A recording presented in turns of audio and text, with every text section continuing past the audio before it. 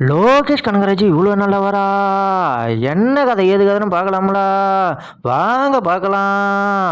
ரீசெண்டாக ஒரு ப்ரெஸ் மீட்டில் நம்ம லோகேஷ் கனகராஜ் நிறைய விஷயத்த ஷேர் பண்ணியிருக்காரு.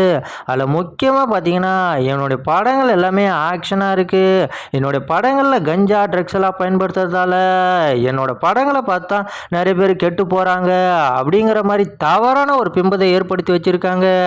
ஆனால் நான் அப்படி கிடையாது. சே நோ டு ட்ரக்ஸ்னு நிறைய காலேஜ் ஸ்கூல்லலாம் நான் பேசிட்டு வரேன். அது மட்டும் இல்லாமல் கோயம்புத்தூரில் ஒரு காலேஜில் சே நோ டு ட்ரக்ஸ்னு ஒரு கான்செப்டில் ஷார்ட் ஃபிலிம் கண்டஸ்டன்ட்லாம் பண்ணியிருக்கேன். அந்த ஷார்ட் ஃபிலிமில் யார் ஃபஸ்ட்டு வராங்களோ அவங்கள என்னோட ஏடியாவும் ஜாயின் பண்ண வச்சுருக்கேன். அவன் தான் இப்போ என்னோட ஏடியா இருக்கான் அப்படின்ற மாரி ஒரு சில விஷயத்தெல்லாம் சொல்லியிருக்காரு. சே நோ டு ட்ரக்ஸ்ன்னு சொல்லி அந்த தலைப்பில் ஷார்ட் ஃபிலிம்ஸ் பண்ண வச்சு கோயம்புத்தூர் எல்லா காலேஜையும் மொத்தமாக வச்சு ஒரு 60 ஷார்ட் ஃபிலிம்ஸ் வந்து அதில் யார் ஃபஸ்ட்டு வராங்களோ அவனை அசிஸ்டண்ட்டாக சேர்த்துன்னு சொல்லியிருக்கேன். அவன் தான் இப்போ என் அசிஸ்டண்ட்.